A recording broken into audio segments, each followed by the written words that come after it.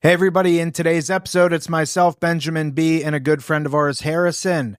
Harrison was on the podcast about 7 months ago, episode 384. Go listen to that. He talks about his story and his upbringing. In this episode, it's all about growth in recovery. This young man is 27 years old. He has 6 years clean, and I tell you what, he is on fire. He's going to do a lot with his life. He's at this point is figuring it out. And we talk a lot about sobriety and what it's supposed to look like. It has very little to do with drugs and alcohol and has everything to do with us living our lives. We talk about mental health and keeping our mental health intact. We talk about community, the importance of having solid people in our lives. We talk about being able to recognize when we're out of balance and how we can rebalance our lives and better serve our recovery. We cover all that and more. Enjoy the show. Here we are, Real Recovery Talk. I am your host, Tom Conrad. In today's episode, we've got Benjamin B. What's happening, everyone? And we have a gentleman by the name of Harrison. Harrison, how are you, sir? Doing great. How are you guys doing? Good. First things first, thank you for tuning in on the podcast app, whichever one that you choose to use. And thank you for watching on YouTube.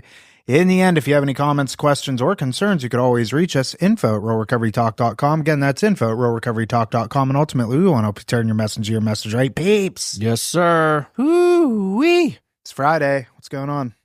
A lot. Yeah, he walked in here like, oh my God, today's gone to hell. Hell in a handbasket. Why? What's going on? Honestly, it's once we get more involved in working in this treatment world, right? And at least in my position that I do and how the company that I work for runs it is, we're actually involved. Everyone wears many hats. Everyone's involved, and super transparently, everyone gives a shit.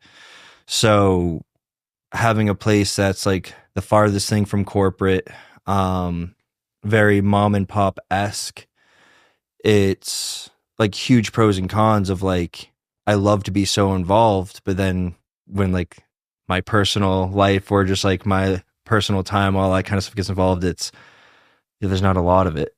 You know what I mean? So, it's what I signed up for, man. I love being able to help people. That's why I even got into treatment. I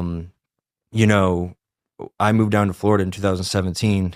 And I stayed away from the treatment scene for the first couple of years purposely, right? Because I always heard about South Florida is treatment timeshares, all that kind of stuff. And it's just a bad rap, right? And then I continued to work a program, continue to do my thing. And I was like, I can work in this space and I can keep my ethics, my morals, my integrity in line and be a good one, right? A good one, what? But just a good man with integrity that works in this field.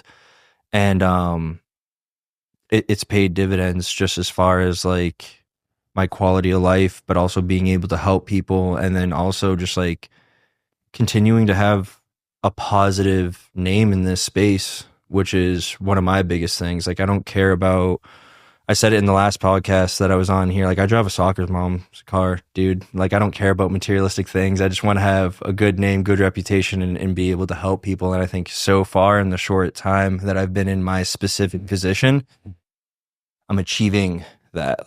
We're on that road. If you take care of your character, God will take care of your reputation. Boom. I learned that in early recovery from a gentleman. I never forgot that. It's important, man. Everyone knows everyone in our field.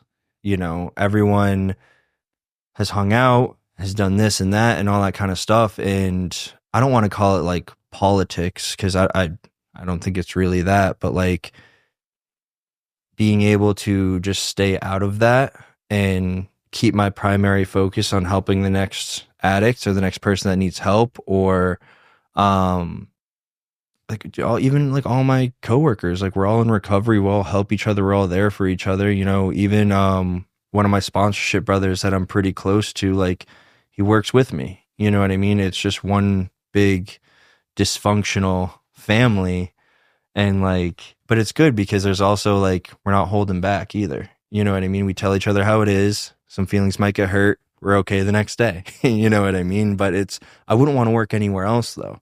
I wouldn't want any other setting to work in, you know, in that aspect. Definitely has political undertones for sure, this industry. I think as does any industry, though. For sure. That's any. Absolutely. Yeah. You know, and this kind of honestly segues into a lot of what I was thinking we would talk about today, where Harrison mentioned we've done a previous episode with you where we went through your history. You were like, if I recall, you were like, you barely graduated high school. You were like in these like alternative schools and stuff like that, dude. I have a Florida GED because I still moved out. It was episode 384. I looked it up. Yeah, 384. I actually watched it last night. It was a good episode, yeah. But the thing is like what you're getting at is because we see a lot of this, man. You've been sober how long now? March will be 6 years. Dude, you see a lot of people. What do you guys think about this? You see a lot of people sober 1 to 5 years.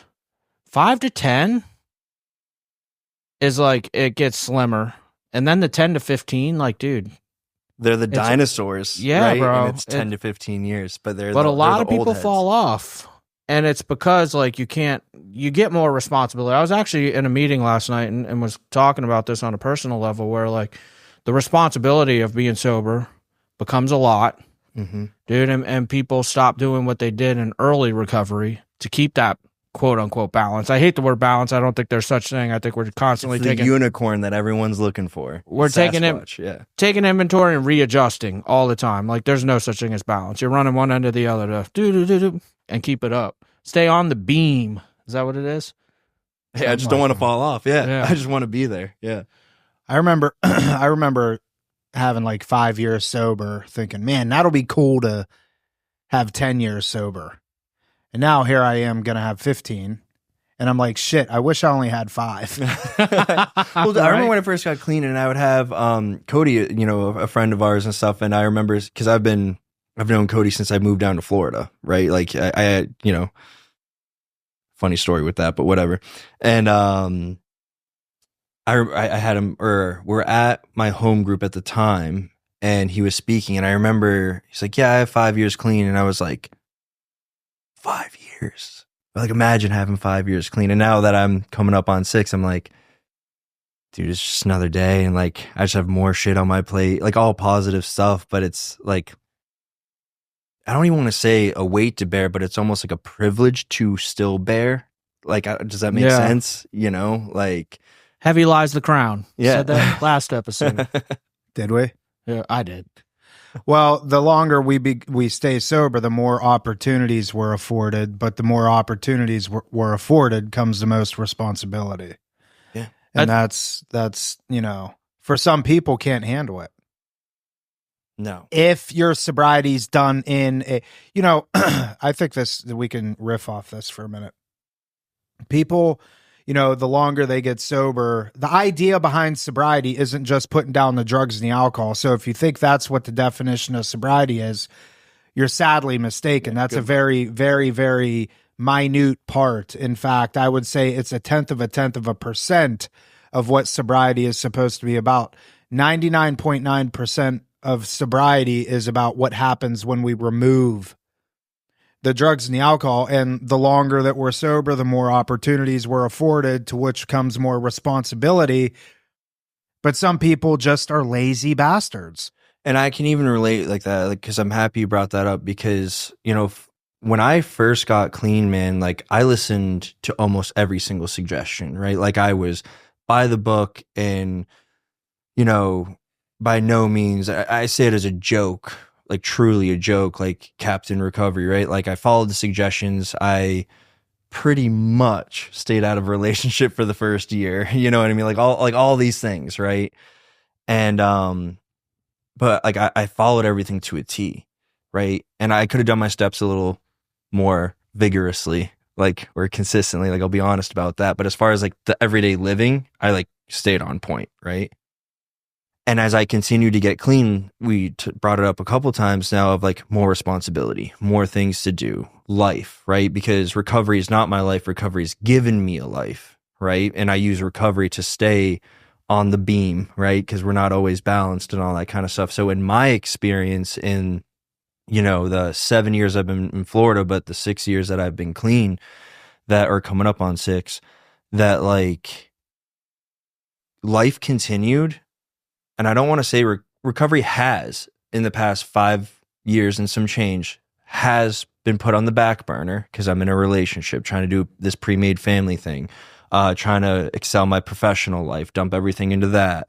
And so now it's almost like in the past, I want to say like 2 years, I'm experiencing what maybe some guys in early recovery would experience because I was so by the book, and now I'm a little more free flowing, living life. And so I'm learning these experiences of like, honestly, like attachment stuff. I'm learning about childhood stuff. I'm learning about, learning like now this far in, like truly, not just talking about it, but truly learning how to love myself, be okay with myself, not needing outside validation. And like in my mind, all the things that maybe would have been handled a little bit sooner, or some experiences that would have been handled a little bit sooner. But because I kept what I perceived as my side of the street clean almost all the time. Now I'm experiencing these other scenarios of like, on like these stressors, right? Even these like mental health debacles of like caring what other people think, going through, you know, certain relationships in my life, and like honestly like getting messed up from them, man. And then how I'm reacting in situations and not necessarily responding in situations, because there's a difference between the two, right? So like, and just because I was so by the book and I really focused on recovery in the beginning, and then life comes, I'm dealing with, how do I say it? Like almost like the repercussions of not keeping it simple and not sticking to the basics. Right. And I think the first question is, what do you mean pre-made family? I was wondering the same thing, dude. Shit, dude. That's dating someone with kids. Okay. You know what I mean? Yeah. And Pre-made family. my father used to always tell me it was instant potatoes. And what the hell are you doing, kid? And she's a very nice lady. I still have a positive relationship with her. That's amicable. Are you going to after this episode airs? Maybe not. She just watched it. That's she motherfucker. Are you actively dating this girl? No. Oh, we're actually just friends now. Yeah, we're like genuinely like friends. Oh, so you were dating this girl and she had in children. Yeah. Gotcha. Yeah. Okay. Like already All right. there, pre-made family. So, Gotcha. Okay. So what I want to say about, and I'm not cutting any of that out. What you just described though, I think that's normal. I hope. I think it's natural. I think that if we look at this at a macro level, you're so gung ho about sobriety in the beginning, by the book, meeting with my sponsor every week, doing steps, taking guys through the steps, doing inventories, service commitments, all the stuff that in the beginning we're supposed to be doing. That is positioned there at that time for a specific purpose, which is to submerge you into recovery or submerge you in sobriety and all that stuff. But kind of a byproduct of that is equipping you with the tools to be able to handle all of these stressors that come down at 5 years sober. You know what I mean? So that I think that's it's kind of designed that way. Because if you were sitting here today and you had 6 months sober and you said that you were getting involved in, pre-made family and all this stuff, Ben and I would be like, dude, what are you doing? You're not supposed to be doing that right now. Yeah. You know what I mean? But here you are coming up on 6 years clean. You're in a much different position to be able to handle these stressors and are supposed to be going through them now versus going through them then. So that's what I picked up on that. It's a lot. It's definitely a lot. But when I think everything happens for a reason. I truly believe that. And everything's a lesson or a blessing, right? Sometimes the lesson's in the blessing, sometimes the blessing's in the lesson. Like it's all perspective, no matter what.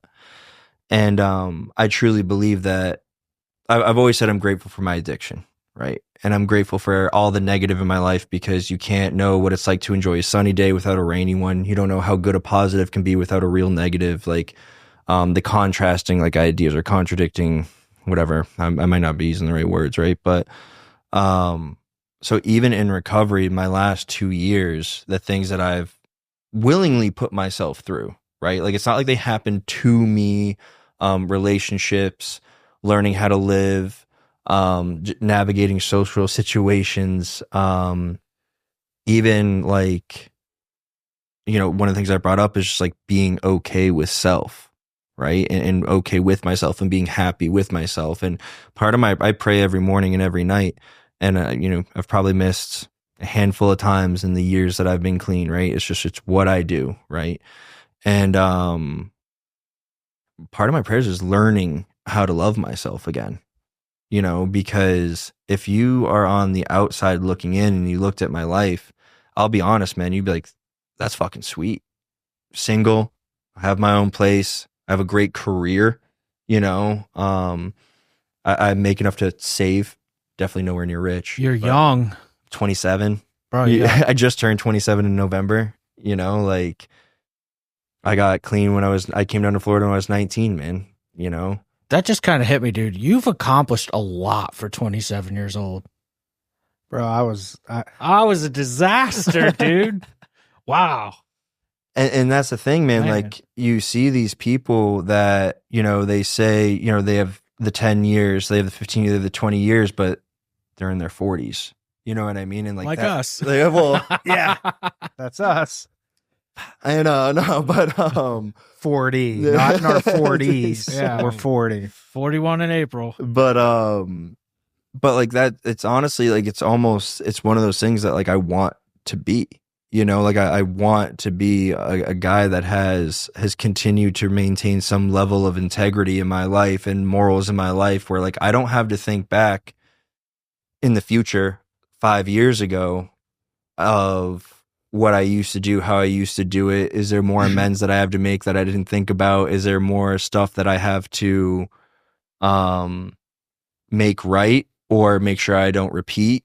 Or like, no one's perfect, man. And I'm not on this journey of perfection like whatsoever, right? But if I can keep my side of the street clean and help some people along the way while helping myself, because that's one of the things that I'm learning too, is like, I do need to put emphasis on myself, because I'm big on putting myself out for others. I have been big on putting myself out for others. I'm learning to be a little bit more selfish and take care of myself. You know what I mean? Bro, that's a super common theme. Like in my own life, I've been talking about it a lot already on the podcast, but yeah, like you first get sober and everyone's like step 12, step 12, step 12, service, service, service. And then at some point, dude, like you were saying earlier, like you opened up, dude, you're working in this field. You're still involved with NA. Yeah. And it's like at some point I'll speak for myself, because it sounds like you're along the same lines. You start not thinking about yourself at all, and you're pouring from an empty cup, dude. And it's almost like the only way, and one of the things, because I've brought it up a few times, is loving myself, right? Because when we don't focus on ourselves and I'm only focusing on helping, Tom, Dick, and Harry, it's like, that's where I start getting my validation. That's where I start getting my cup filled, is from outside sources. And when I was incarcerated for a short period of time up in Massachusetts years ago, the only literature I had was it was from a different fellowship, but it was essentially like a Just for Today book, like a daily reading. You know what I mean? And it was the only literature that I had. And, I've been clean here and there from there and all that kind of stuff. And so I knew how important it was to just try to start my day right. Right. So I'd read this, and really the only thing I remember from that book, but it was talking about making outside things, or it doesn't work, essentially, like having outside things fix our inside problems. You know what I mean? So like the external validation of, on a much more small level, but like even being asked to come back for a second podcast makes me feel good. You know what I mean? Someone reaching out to me. I've had some old friends reach out to me for help recently, and it can be relationship advice, jokes on them, stuff like that. But but like, tell them to go with the Premade. Yeah. So, and but like, it makes me feel good, or giving a suggestion to someone, or helping someone, or taking my time out of the day to be there for someone, and them thanking me and validating me for what, like, it feels good, but it's not me working on myself. It's not me filling my own cup. Or even the more vain, like, I used to competitively bodybuild, and I'm very much so on the fence. You and I have talked about this just within the last couple of days, personally, about like me thinking about not competing, right? Because, for me, the outside validation of wanting to be different, wanting someone to look at me and say, wow, right? Wow, he put a lot of work in. You know what I mean? He looks different. Because I used to pride myself, going to the beat of my own drum and being my own person. And like, I don't care if you thought I was weird. Like, I'll dig into being weird. You know what I mean? But that's me. It was almost like my own like flag that I would fly, right? And but that was what I would like get off on. You know what I mean? Being different, yes, being myself, but it was still a form of validation. It was a form of attention from outside sources that's not feeding me. Because now, right, because we talk about, or at least with my sponsees and stuff like that, like, or new guys that come into my sponsorship family, or just new guys in recovery, like, here are these numbers, get a relationship with God, because when these numbers aren't answering, it's you and him. So when I'm not getting these outside sources of validation, because I posted a story with my shirt off, or, I do a heavy lift and I post it on my Instagram story, or, whatever the case may be. And maybe I don't get the views, or maybe I don't get the likes, or maybe I don't get Ben commenting on one of them. You know what I mean? And then I'm like, my cup's not getting filled because I'm looking for outside validation, and I'm relying on others for my personal validation and my personal well-being. Bro, that's huge today too, man. We grew up without social media, Tom and I. I don't know if you did. No, pretty much not. You're young enough to where it's been there the whole time. Yeah. Once I was a teenager, like, Facebook was a thing. Because we watch young kids in treatment, dude. They're on their phone all day seeking some sort of validation. And I don't know a human being that doesn't in some way, shape, or form, except for Tom. Tom doesn't care what anybody thinks about him. I'm envious of that. He really, dude, I said that tongue in cheek, but I really feel like you're really good at, like, not caring too much. It's not worth the energy. He's like a unicorn, bro. For real. I mean, it's not, I don't know why I'm that way. I care about, like, what people think of me to a certain extent. I just don't, I don't let it get to me. Yeah. You know what I mean? Big. Like, I can, you hear people say, oh, you got to stay out of the comments section. I don't give a fuck about that. I'll go in there and look, like, it's, to me, it's kind of comical, Yeah.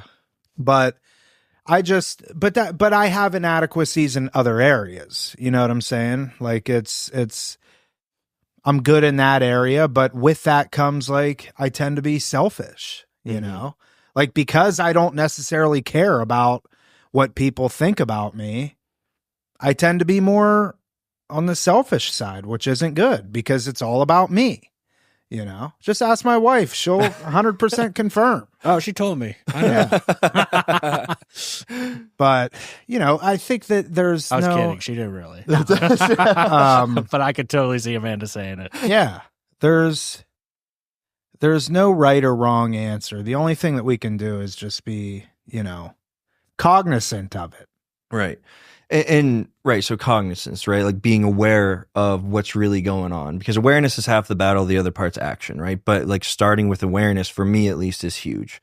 So I've consistently gone to therapy. So I've been in and out of therapy for years, right? Out of my own choice.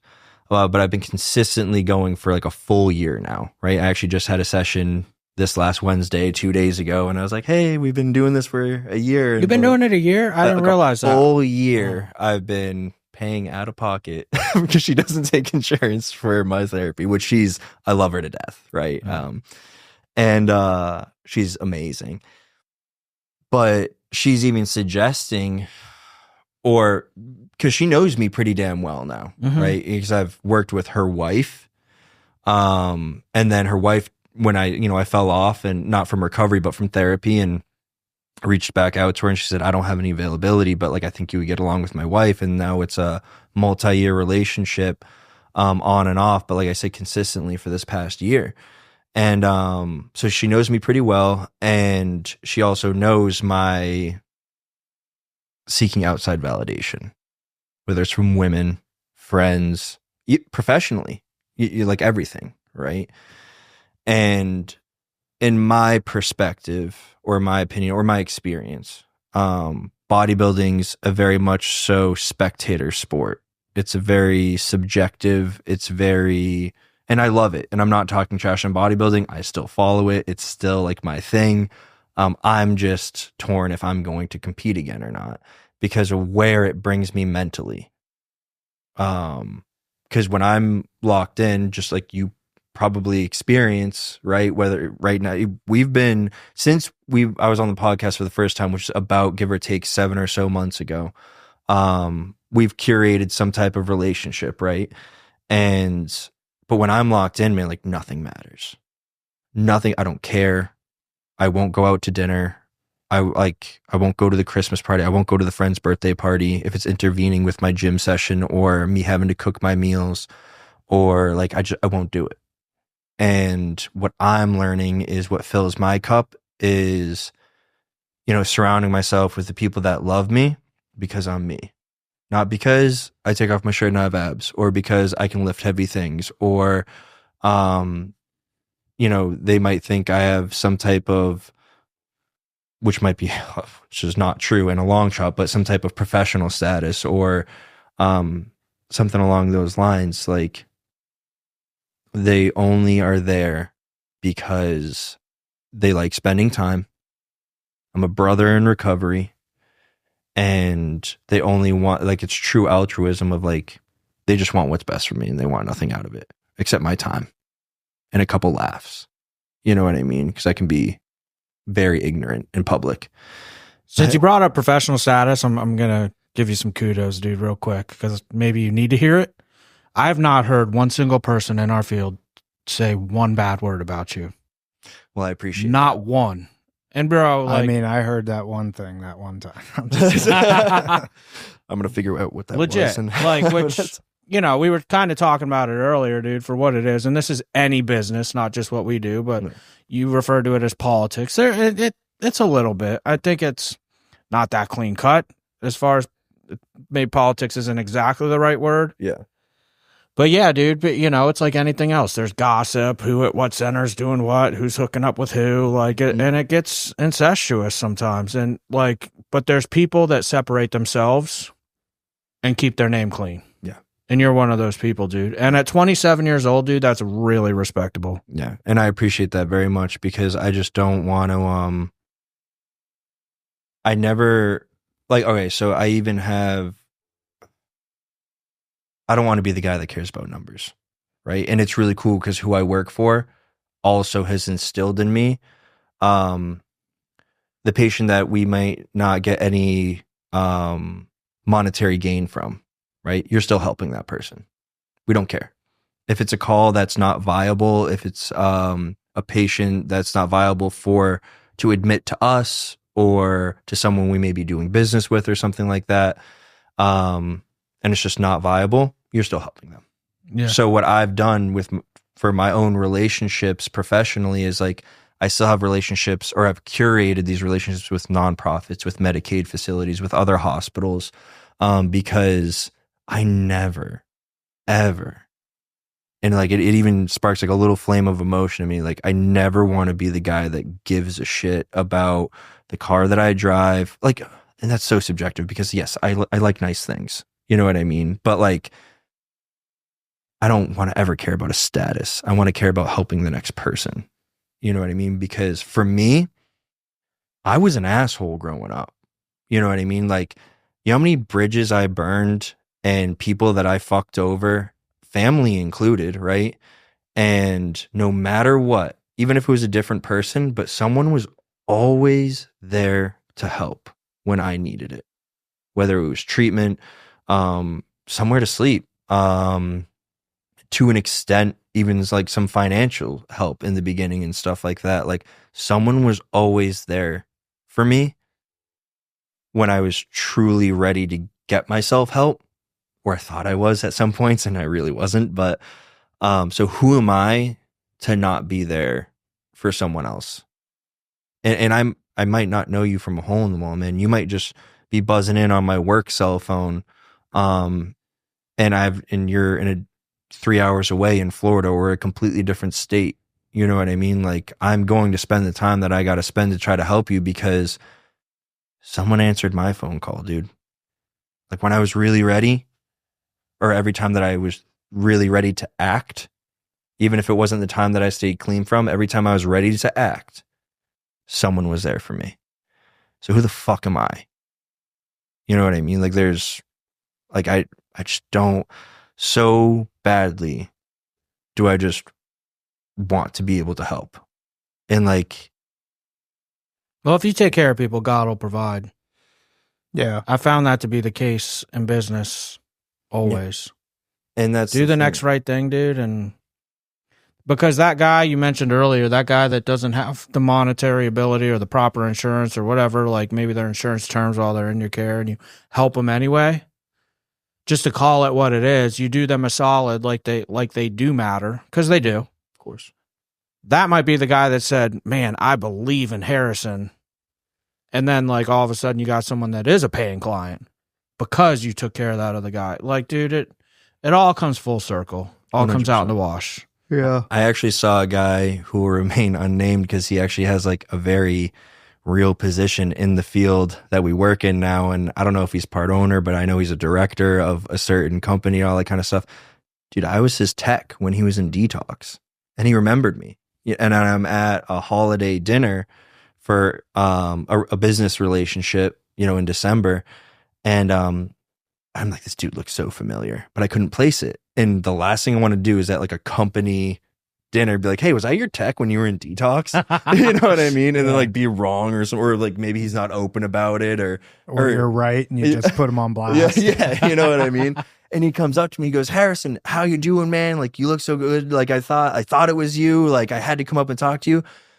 And this whole entire time, I'm like, dude, I think I know who this is, but I can't say it. And then he comes out and says it, and I'm like, oh, thank God, dude. Because I was like, but I was so happy to see him. You know what I mean? Yeah. I even saw an old patient in Publix, and he's doing his thing. He's not in recovery, but he's doing well, right? Yeah. Because recovery is a broad statement. When we talk about a 12-step fellowship, I think it's very much more specific, and that's what I'm involved in, and that's what works for me. It doesn't work for everyone, right? And that's okay.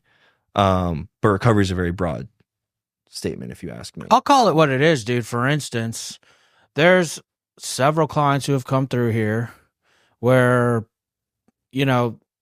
people are like, oh, they're not sober anymore. And I'm thinking to myself, do I want to see everybody be totally abstinent and have healthy, happy lives? Yes. But, dude, I'll call it what it is, man. There's been a few cases where their life isn't perfect. They're like smoking weed and drinking. Yeah. But like, it's not what it was. But the seed's been planted and they're doing okay. Yeah. It's not like falling apart. But I have that hope that one day, like, they're going to decide, oh, I'm just tired of this. I'm going completely clean. Right. But yeah, that, like you're talking about, that broad spectrum, what is success, dude? Right. I'm not going to talk trash on that guy. Not one bit. Bro, I'll have a patient ask me, what's your success rate?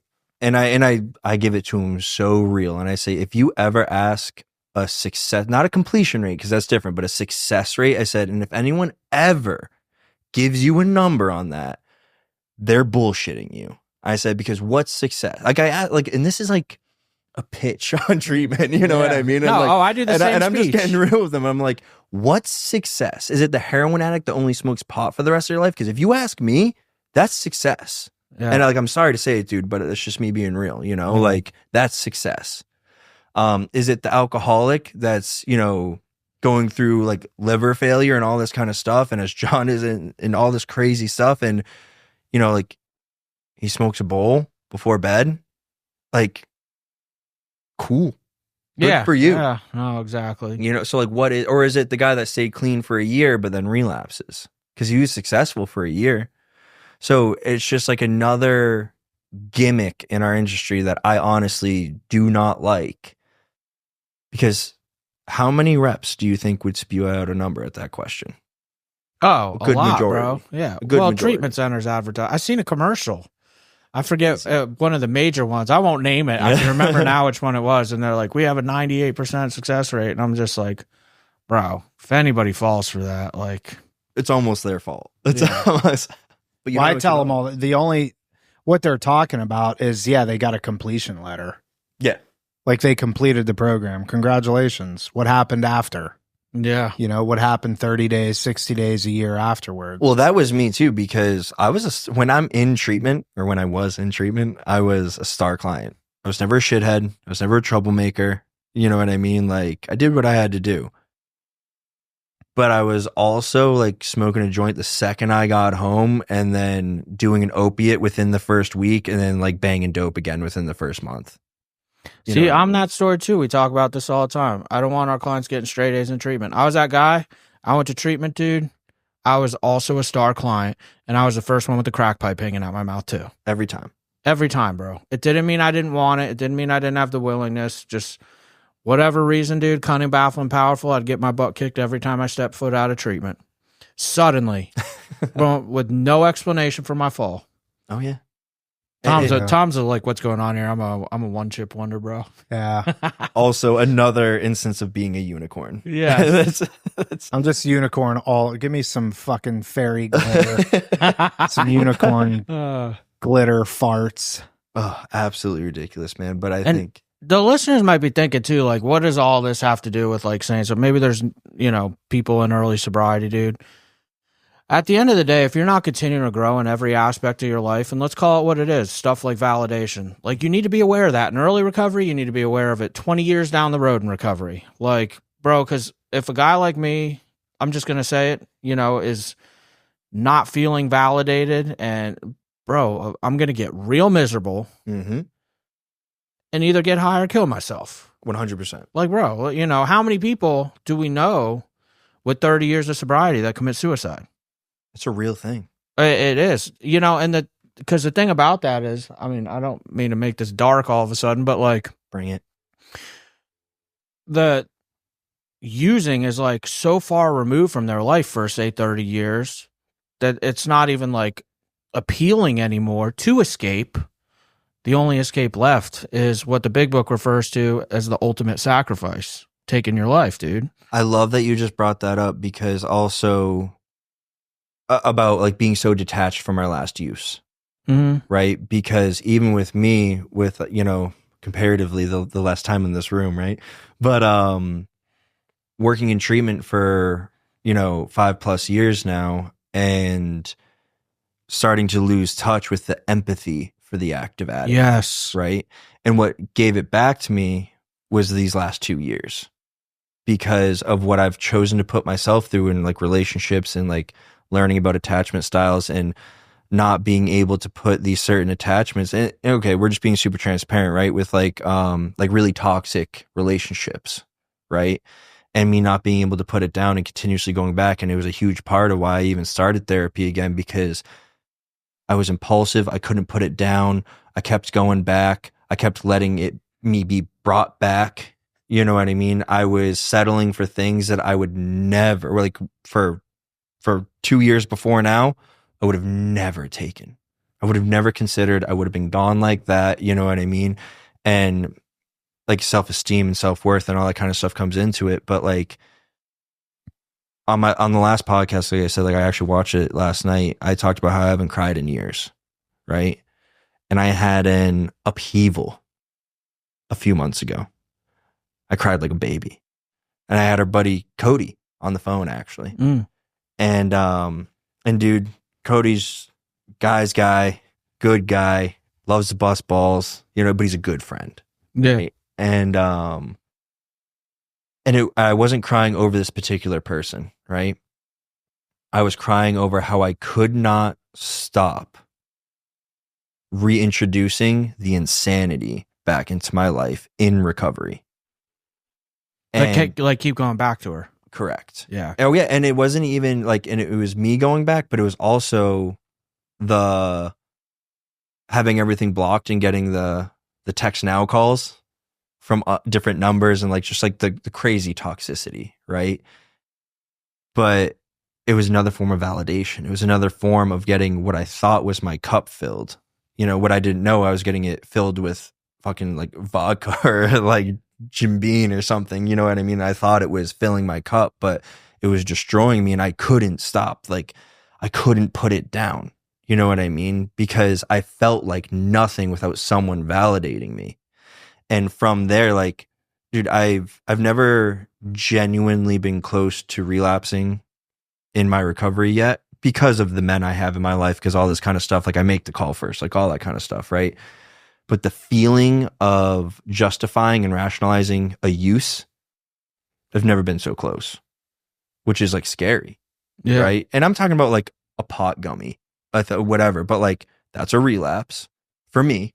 Yes. And it's not going to stop at a pot gummy. You know what I mean? And that's where they hit home the point time and time again that alcohol and drugs is just a symptom. At the end of the day, like, because if you look at the relationship with alcohol and drugs, like if you're abstinent for like say a couple weeks or something, you go back to it, it's good that for a little bit, and then the consequences come within a day. Boom. Same thing with relationships, dude. Like going back to a toxic girlfriend. Maybe it feels good the day that you made that let's get back together phone call and you spend then one date together a night, and then the next day it's back to the same old consequences. It's literally the patterns that matter. Oh yeah. Because what is addiction? Once we put down a drink or drug, what is addiction? It's our patterns, it's our behaviors, it's our ways of thinking, it's our perspectives, right? Because you opened with like, what is sobriety? And it's not just putting down the drink or drug, right? It's the Harrison problem once I put everything down, right? And working in this field and being clean for X amount of time, like I said, like at some points I have wavered on the empathy for the active addict. And my therapist is also in recovery, and I'm telling her this, right? And like it was such an amazing realization for me that like it gave me the empathy back for the person that can't stop using, because I couldn't stop getting my fix from this person, you know? And it was funny because my therapist, like I said, she's in recovery, and she goes like, yeah, keep taking your Suboxone, dude. You know what I mean? Because that's what you're doing when you go back. Keep taking that sub. Keep doing it. See what happens. You know what I mean? She's super raw about it. She goes, you're smoking 30s instead of shooting dope right now. That's what you're doing. Deal with your shit. You know what I mean? And I'm like, it's badass bitch, dude, my therapist. but it's like Ben always says, who's your drug of choice? Mm-hmm. You know? It's real. Bodybuilding, relationships. I want to go back to that bodybuilding thing real quick. Let me preface this. Tom was making fun of us, like, oh, you guys are talking about bodybuilding, and I'm going to continue. That's what I'm now about he's bringing to it do. back up. All the behaviors that you reference to bodybuilding that you partake in, not going to outings, not going out to dinner with friends, not spending time with whoever it is, because you got to make your meals, you got to go to the gym. That ain't no different than missing all that stuff because you're a drug addiction, right? Yes. is the whoa. Yeah, I know. Is this a personal attack? Yeah, I know, exactly. Yeah, I mean, the only thing that differentiates the two is one is extremely deadly and one still could be. I was about to say still it not could the healthiest. Yeah. But it's not the healthiest thing, that's for sure. But the thing is, and I'm not getting on you guys about that. Of course, you're grown men, you can do whatever the hell you want. Grown ass man. But it's if we're all things created equal, just looking at behaviors around a specific thing, it's the same as work. It's the same as, shopping. It's if it has really truly developed into something somewhat of an addiction, then it needs to be treated treated the same way. And I think we all believe in abstinence based. Yes. Now, it doesn't mean that you can't continue training like a bodybuilder. But I think if you don't like, what's a good analogy for this? It's like me being an alcoholic, you know, I could still go to the restaurants that serve alcohol. For sure. They have bars there. I can go there and watch a football game and get dinner and watch football and stuff. But I can't go sit belly up at the bar. Yeah. That's asking for trouble. 100%. In the bodybuilding side of things, for you, if this is where you are with this, then maybe it's doing all the same things, but not signing yourself up for a show, because you know, for you, that could be equivalent to, if we're, again, just behaviors being created equal, that could be equivalent to you going and hanging out in wherever your drug den was. Yeah. You know what I mean? Because it's going to bring up all the same stuff. I'm going to isolate myself for the next 12 or 16 weeks. I'm not going to talk to anybody. I'm going to be standing in the kitchen, dicing chicken breasts and steaming broccoli and living at the gym and being angry, you know, and all for what? So you can go stand on stage in a thong and have people For look 3 at minutes. you. Well, and beating a dead horse here, but it is validation. Like, because I saw, you know, I also watch a lot of bodybuilding stuff on social media, whether it's Instagram, Facebook, YouTube, whatever, bodybuilding news. And, you know, a lot of times what gets talked about is that your physique is something that can't be taken away from you, so to speak. Like, when you walk into a room and people are like, whoa, that dude's in shape. Yeah. It's not that dude's in shape. What I hear is that guy's disciplined. Yes. That guy works hard. Yeah, but it's well, still, but it's validation. Right. Yeah. Why is it that I need to have people look at me and say, that guy's full of discipline? Yeah. You know what I'm saying? I tell my therapist, it's like, I like to do things that people can't do or wouldn't do or wouldn't have the discipline enough to do. I like to be I so say the different. same thing. You said that? Yeah. I said the same thing.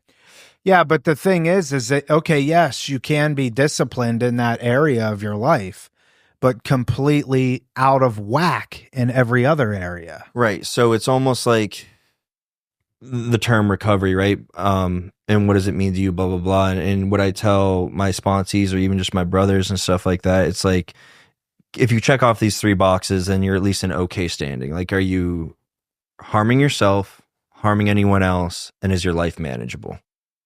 Right? Like, if you can check off those 3 boxes, you're in an okay spot. For me, when I get the invite to a Friday night dinner, but I have to hit back, you know, and it's literally where I'm going to train and hit back after this. And and I skip that dinner though, because like, no, I already have plans to hit the gym. You know what I mean? Like, it does hurt me. It might not hurt my friends' feelings because the people I associate with like also work a program and like understand things and all that kind of stuff. But like, if it's like the 3rd dinner invite and I keep on saying no, they're going to be getting invited. Yeah, they're going to be, straight up. And then where does that leave me? My life becomes unmanageable because I'm a people person. I like people, as crazy as that is. I enjoy people. I like talking. I like shooting the shit. I like hanging out with my buddies. You know what I mean? I like going shooting. I like going bowling. I like doing the corny stuff. I like arcades. You know what I mean? Like, I like the corny stuff. You know what I mean? And if I don't have that, it's like that meter of recovery, you know, that battery. And if I don't get that recharge, I will be miserable. I will isolate in my house, or my apartment. I will be in my head.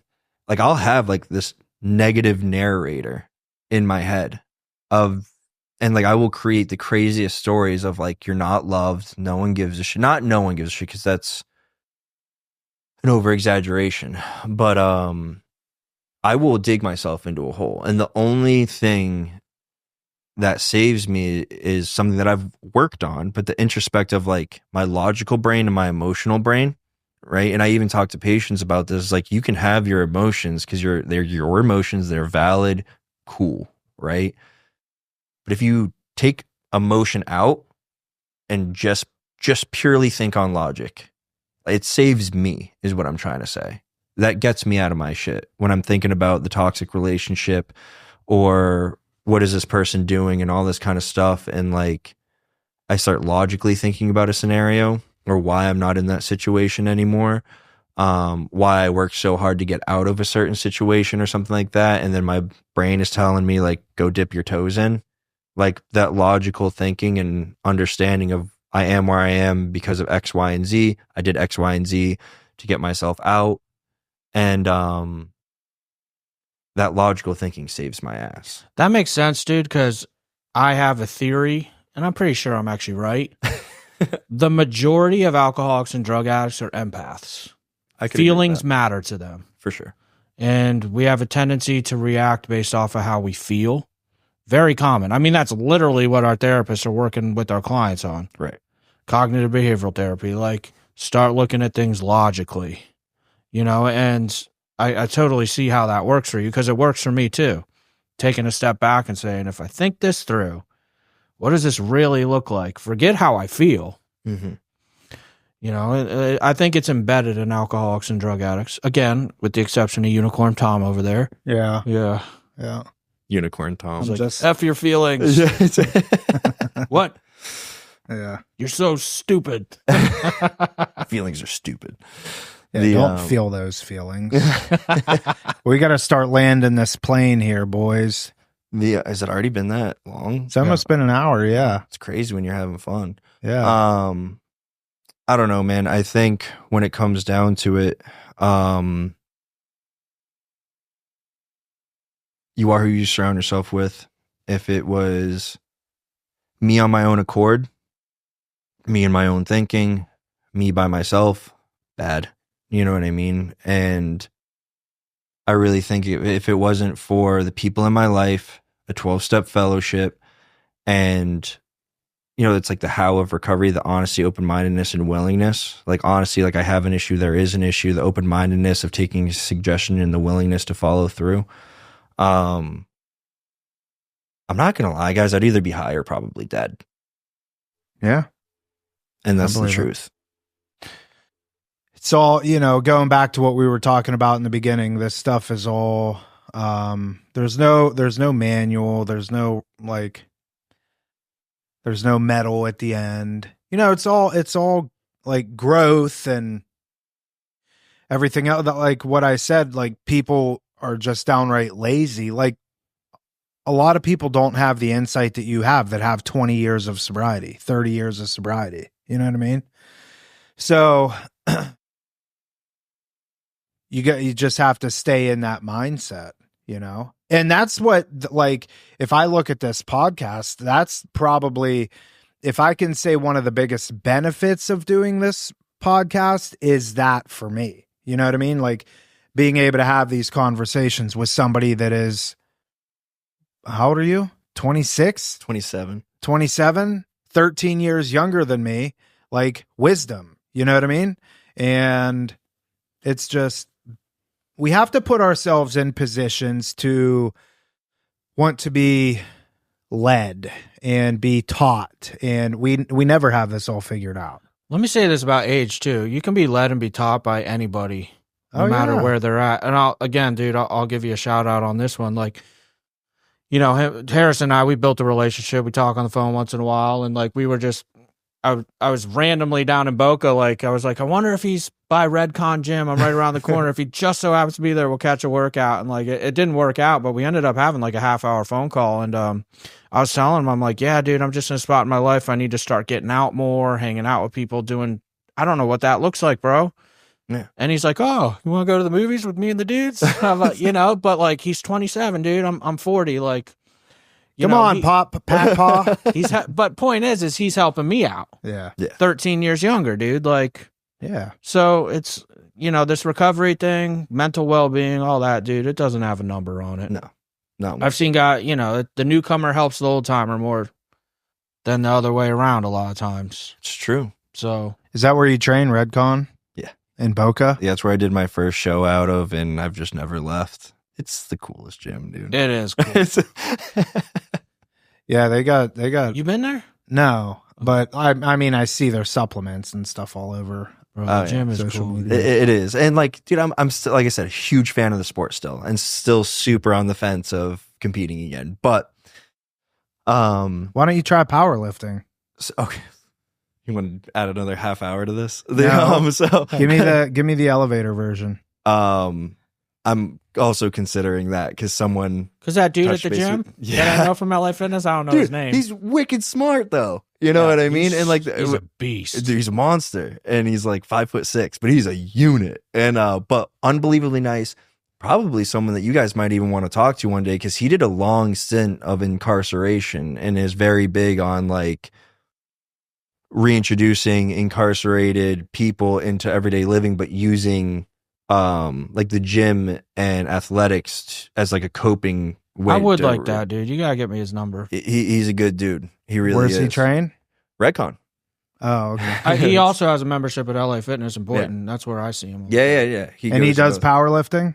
Dude, yeah. He's so calculated and very smart, you know, about how he goes about it. Because he laid out his whole thing, you know. He's legit power. Yeah. Like, yeah, no, he's How much He's he a squat? rhino. he's benching 500 in competition and stuff like he's a unit. And it's funny because another thing that's holding me back, right, is like I really think right now in 2025 and like where I am just in life, financially, all that kind of stuff, like I could really set myself up for my future. So another hesitation is I actually just got off the phone a couple days ago with some financial advisors, right? And it's not because I'm rich. It's not because I'm making crazy money, like not at all, right? I get paid very fairly, just in case any one of our companies sees this, because it's true. I do get paid fairly. And but I don't want to be like some people in my life that I know that are in their mid 60s and their retirement is like selling the building or selling their business or anything like that. Like I truly think that if I am smart now when I'm 27, I don't have to be rich, but I can set myself up for a comfortable life for the rest of my life. So right now, justifying the $250 to $350 a month that I would pay for a coach right now, it's really hard for me to click, you know, because I don't have to be rich. I do want a piece of something one day. Like I do have some drive and ambitions, right? But like, not at the cost of my well-being, not at the cost of my mental health, all this kind of stuff. But I believe, right? And so much, a big part of success or getting something accomplished or all this kind of things is believing that you can do it and believing it's a viable option, right? And I truly believe that if I buckle down for this next year, it will lay the groundwork and plant the seeds for like a successful rest of my life. it's true, dude. You don't hear 27-year-olds talking about their retirement. Easiest thing you can do is start an IRA, 401k. And that's what I'm Put a talking percentage of your advisors check in. about. It goes in. You don't even touch it. miss it, dude. Like you don't even realize it's not on your check. And then you look back 10 years later and you're like, bro, there's $100,000 in there. Right. And talking about More than that. right. And talking about, you know, just good guys in recovery. It was actually a gentleman in our field that I was shooting who have also have gotten a very good relationship with him. His name's Forrest. And me and him were talking about just finances. He's been doing this a lot longer than me. And he, you know, he's told me a lot of do's and don'ts of our field and all that kind of stuff. Cause I've been very fortunate to have those men in this field that I already knew previously because of being in recovery and like them schooling me on some stuff. And I get a text one day from this woman and I'm like, how the hell did she get my number? Like, who is this? I thought it was a client, right? Someone looking for help. And she goes, no, I'm a financial advisor. Forrest gave me your information. I never asked Forrest for a number. I never asked him for help. Just a solid fucking guy being like, you know, I'm talking to this 27-year-old kid. He's going to end up doing well for himself one day. Like, let's see if we can set him up with something positive. Like, it's just one person looking out for another. You are who you surround yourself with, you know? That's right. Perfect ending right there. Mm-hmm. Ben, any final thoughts? Nope, plane has landed, Tom. My phone's blowing up, bro. I got mad anxiety, like the text and the missed call. really? Mine are on Do Not Disturb because of that. Yeah, dude. Ben, what are you training tomorrow? You want to go work out? I can't tomorrow. Tomorrow's Rock's family weekend. I got the kids. There's a lot to jam in tomorrow, Okay, dude. It's all right. going to be... See, look at that. He's not going to forego his family to go train. Well, you can't. I guess. Well, I'll bring him with. Yeah.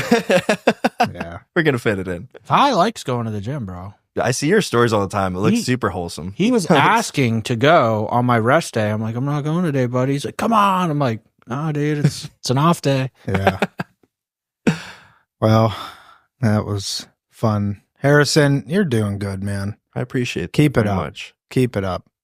All right, that it? That's it. I appreciate you guys asking me to be on again. Yeah, I really thanks, do. man. All right, that is it for this episode of Real Recovery Talk. Thank you for tuning in. In the end, if you have any comments, questions, or concerns, you can always reach us, info@realrecoverytalk.com. Again, that's info@realrecoverytalk.com, and ultimately, we want to help you turn your mess into your message. That is it. We will see y'all later.